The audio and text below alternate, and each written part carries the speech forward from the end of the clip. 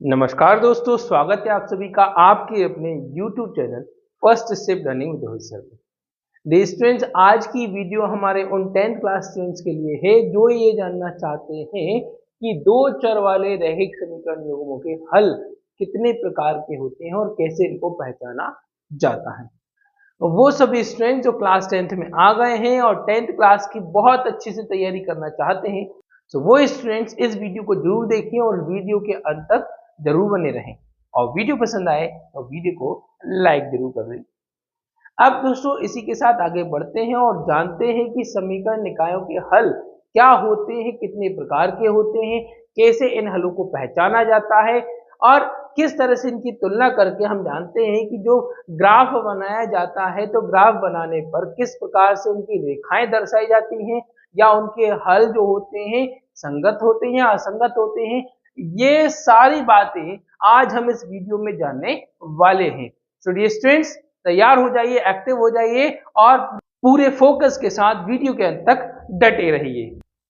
आइए dear students, करते हैं एक टॉपिक की शुरुआत और टॉपिक की शुरुआत में जानते हैं कुछ बेसिक इंफॉर्मेशन को और फिर उसके बाद जानेंगे कि किस प्रकार से समीकरण नियमों के हल पहचाने जाते हैं।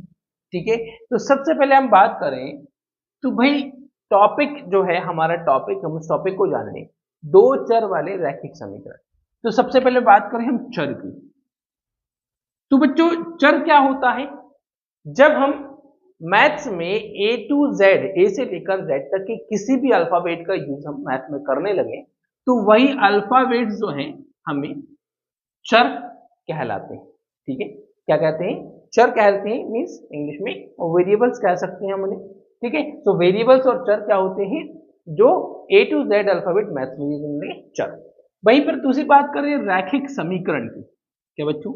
रैखिक समीकरण की। तो अब रैखिक समीकरण क्या होता है डियर स्टूडेंट्स? तो एक ऐसा समीकरण, क्या बच्चों?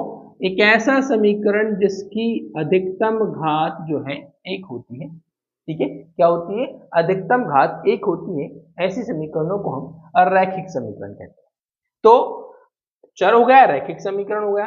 और यहाँ जो चैप्टर का नाम है कितने? दो चर वाले। और बात हो रही युग्म की। युग्म मतलब जोड़ा, है ना? मतलब यहाँ पर आप देखेंगे इस चैप्टर में हर क्वेश्चन के अंदर दो समीकरण आपको यहाँ पर दिखाई देंगे। मतलब यहाँ दो समीकरणों का जोड़ा आपको युग्म दिखाई देगा। तो उस युग्म के लिए सबसे पहले हम एक उसके मानक रूप को भी जान लेते हैं कि भाई समीकरण युग्म के मानक रूप क्या होते हैं। जैसे मान लीजिए हमने बात क्या की कि दो समीकरण बना देंगे। ठीक है, दो समीकरण बनेंगे। अब दो समीकरण बनेंगे तो पहले समीकरण के लिए मानक रूप लिख सकते हैं a1x plus b1y plus c1 is equal to 0। ठीक है बच्चों, ये पहले समीकरण के लिए मानक रूप हो गया। तो वही दूसरे समीकरण की बात करें तो मानक रूप क्या लिखा जाएगा? a2x plus b2y plus c2 is equal to 0। So dear students, इस तरह से आप देखेंगे कि दो समीकरण युग्मों के लिए हमने यहाँ पर मानक रूप लिख लिए हैं। अब इसमें आप देखेंगे तो भाई a भी आ रहा है, x भी आ रहा है, b आ रहा है, y आ रहा है। अब यहाँ पर फंडा क्या है? तो यहाँ पर चर के स्थान पर जो प्रयोग किए जा रहे हैं वो आपके x और y है ना, क्योंकि यहाँ पर दो चरों का प्रयोग होना है। चैप्टर का नाम ही हमारा दो चर वाले रैखिक समीकरण। तो चर के रूप में यहाँ पर हम x y का यूज कर रहे हैं। और वहीं आप यहाँ देखेंगे कि a b और c जो है वो क्या है? वो यहाँ पर अचर का काम कर रहे हैं। किसका काम कर रहे हैं? अचर। और अचर मतलब संख्या। ठीक है बच्चों, तो ये संख्या का काम कर रहे हैं, अचर का काम कर रहे हैं। तो यहाँ पर एक्स वाई चर राशियां हैं और ए बी सी जो है हमारी अचर राशियां हैं। तो हमने यहाँ पर देख लिया कि बच्चों चर क्या होता है और रैखिक समीकरण क्या होते हैं और किसी भी समीकरण युग्म के, रैखिक समीकरण युग्म के मानक रूप क्या होते हैं वो हमने यहाँ पर देख लिया। सो डियर स्टूडेंट्स, ये तो थी हमारी एक बेसिक इंफॉर्मेशन। आइए चलते हैं और पहचानते हैं कि किस प्रकार से इन समीकरण युग्मों के हलों को निकाला जाता है और ये कितने प्रकार के होते हैं। अब डियर स्टूडेंट्स, आप लोगों ने जैसा कि यहाँ देख रहे हैं कि यहाँ पर हमने तीन प्रकार की सिचुएशन, तीन कंडीशन को यहाँ पर लिखा है। इसका मतलब अब आप समझ ही गए होंगे, आपने अंदाजा लगा लिया होगा कि यहाँ हम जो हलों के प्रकार पढ़ने वाले हैं वो कितने प्रकार के हल हैं। यहाँ पर तीन प्रकार के हलों की बात हम करने वाले हैं। अब इन हलों को हम इन स्थितियों से पहचानते हैं और इन स्थितियों के आधार पर ही हम बताते हैं कि भाई ये कौन सा हल है, या मतलब यूं कहें कि पहली वाली स्थिति कौन सी हल की स्थिति है, दूसरी वाली कौन सी हल की स्थिति और तीसरी वाली जो है कौन सी हल की स्थिति है। अब इसको पहचानने के लिए हम बात करेंगे किस आधार पर, हम बात करेंगे सबसे पहले अनुपातों की तुलना के आधार पर। ठीक है बच्चों, क्या बात करेंगे, अनुपातों की तुलना के आधार पर। साथ ही साथ हम बात करेंगे दूसरी ग्राफ के आधार पर। ठीक है बच्चों, ग्राफ के आधार पर बात करेंगे। ग्राफ के आधार पर रेखाओं के प्रकार समझे जाएंगे कि किस प्रकार की रेखाएं उसमें बनती हैं। और तीसरा इसमें हम एक और बात जानेंगे कि इसमें जो हल आपसे एक और पूछा जाता है कि भाई ये स्थिति जो है संगत वाली स्थिति है या असंगत वाली स्थिति है, ये आपको यहाँ पर बताना है। डियर स्टूडेंट्स, आपके लिए एक बार फिर से बता दें, ये जो टॉपिक है जो हम यहाँ डिस्कस करने जा रहे हैं, ये आपके लिए 1 मार्क का एमसीक्यू जो कि 100% आपको आप एग्जाम में पूछा ही जाएगा। सो प्लीज फोकस करें, ध्यान से सुने, ध्यान से समझे, और उसके बाद 2 मार्क्स के क्वेश्चन में भी आपसे तुलना के आधार पर या ग्राफ विधि के आधार पर से पूछा जा सकता है। यहाँ पर तुलना की वाली कंडीशन ज्यादा आपकी बनती है एग्जाम में आने की, सो इस पर ज्यादा फोकस करें।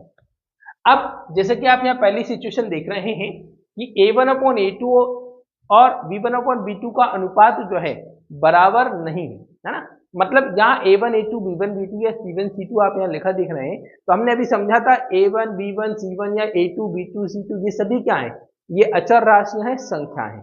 मतलब हम यहाँ इन अचर राशियों की तुलना करेंगे और तुलना के आधार पर तीनों स्थितियों के हल को हम यहाँ समझेंगे। जैसा कि आप पहली स्थिति देख रहे हैं, A1/A2 is not equal to B1/B2। ठीक है, मतलब A1A2 का अनुपात B1/B2 के अनुपात के बराबर नहीं है ना, बराबर नहीं है, तो इस स्थिति को हम कहते हैं एक अद्वितीय हल की स्थिति कहते हैं। कौन सी, एक अद्वितीय हल, इंग्लिश में कहें तो यूनिक सॉल्यूशन।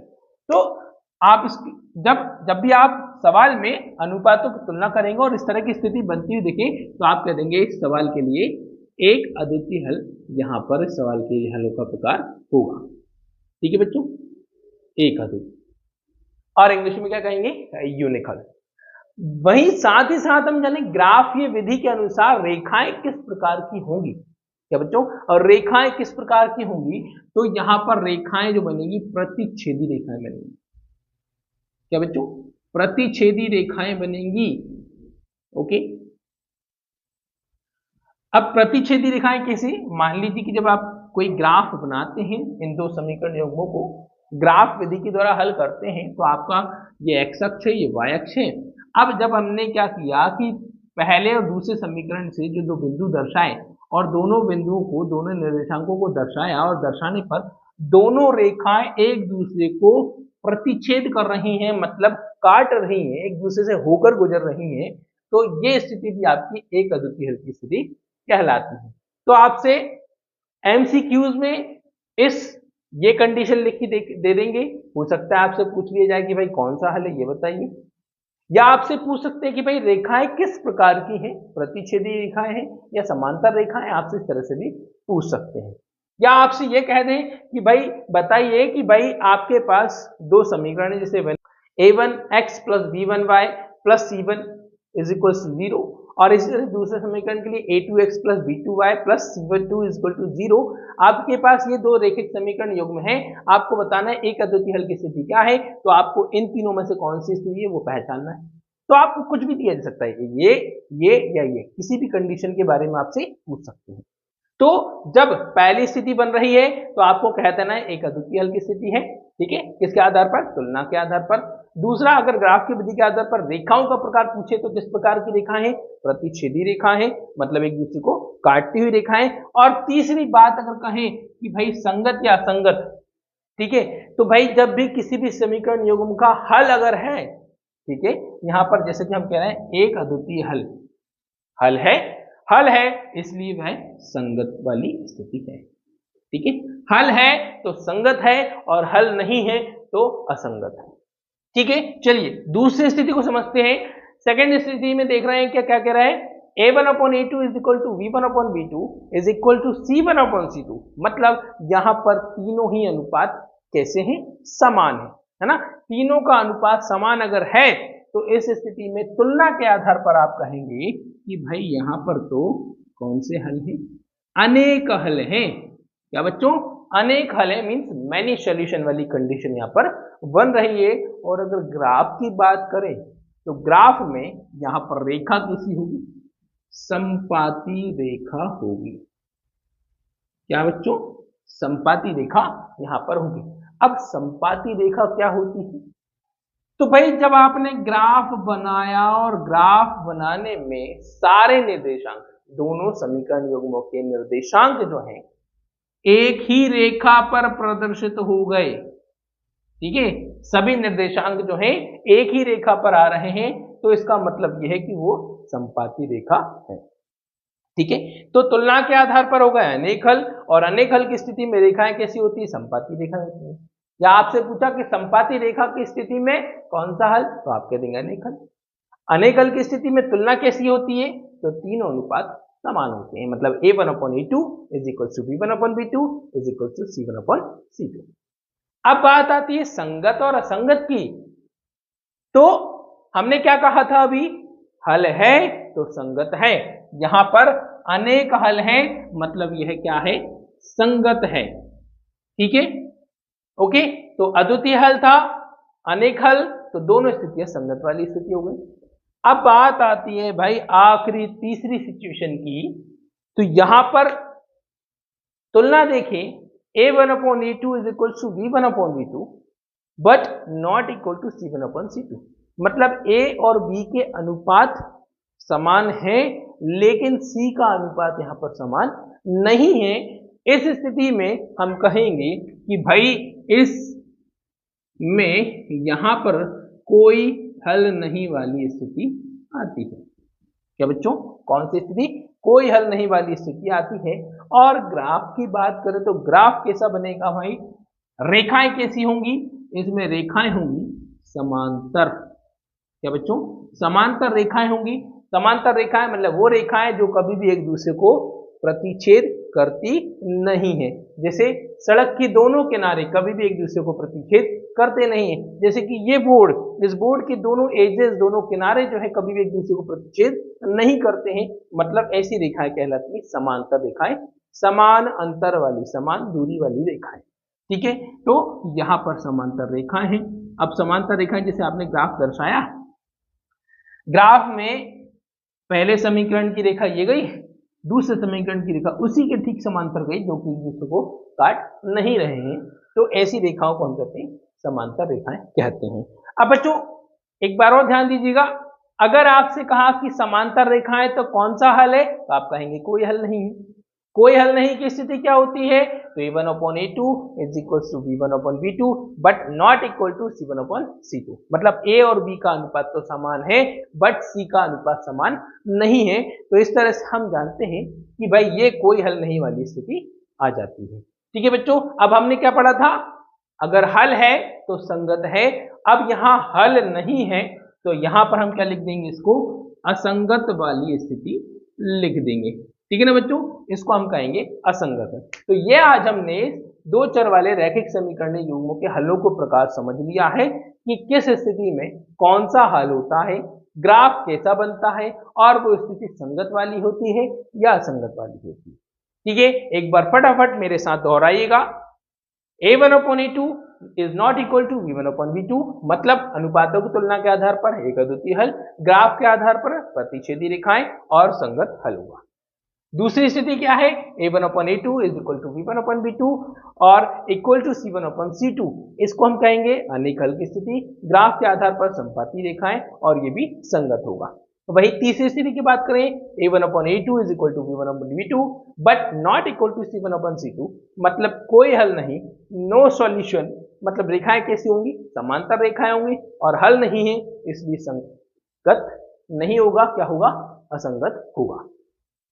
ठीक है, अब आइए हम एक सवाल हल करते हैं, और सवाल को हल करके हम जानते हैं कि किस प्रकार से आप तुलना करके आप उस सवाल के हल को बता सकते हैं। डियर स्टूडेंट्स, जैसा कि अब आप यहाँ देख पा रहे हैं, आपके सामने यहाँ पर हमने 3 सवाल लिखे हुए हैं। हम इन 3 सवालों की मदद से 3 स्थितियों को पहचानना यहाँ पर सीखने वाले हैं। सवाल पर ध्यान दीजिएगा और गौर से समझने की कोशिश कीजिएगा। श्योर है आपको आज ये कंडीशन पहचानना और ये सवाल सीखना आज आने वाला है और आप इन सवालों को सीख ही जाएंगे। जैसे कि आप यहाँ पहला सवाल देख रहे हैं, 5x - 4y + 8 = 0, मतलब यहाँ पे पहला समीकरण हो गया है। वहीं आप देखिए 7x + 6y - 9 = 0, जो कि आपके लिए सेकंड समीकरण हो गया है। ऐसे ही यहाँ पर आपके लिए ये पहला समीकरण, ये दूसरा समीकरण, और इस सवाल में ये पहला समीकरण, ये दूसरा समीकरण। ठीक है, हर सवाल के लिए 2 समीकरण है। अब हमने जैसे कहा था ये A1, B1, C1, ठीक है, हम इन अनुपातों की तुलना करें, या आप चाहे तो उनको फटाफट से लिख सकते हैं। A1 जो होगा आपका 5 हो जाएगा, B1 जो होगा आपका -4 हो जाएगा, और C1 जो है आपका 8 हो जाएगा। A2 7, B2 6 और C2 -9। जैसे कि हमने क्या कहा था आपको बच्चों, ABC आपकी क्या अचर राशियां हैं, ABC आपके अचर को दर्शाएंगे, इसलिए हमने A1, B1, C1 की जगह सिर्फ अचर जो संख्याएं आ रही थी उनको लिख लिया है। अब इनकी तुलना करें, ऐसे ही आप क्या कर लें, सभी के आप लिख लें। तो जैसे यहाँ पर इस सवाल में A1 जो है 9, ओके, B1 जो है आपका 3 एंड C1 जो है आपका यहाँ पर 12 होता है। यहाँ पर A2 जो है 18, B2 जो है 6 और C2 जो है 24। और इस सवाल के लिए A1 6, B1 -3 एंड C1 10। ठीक है बच्चों, जो भी अचर माइनस के साथ है उनको माइनस के साथ लिखना है।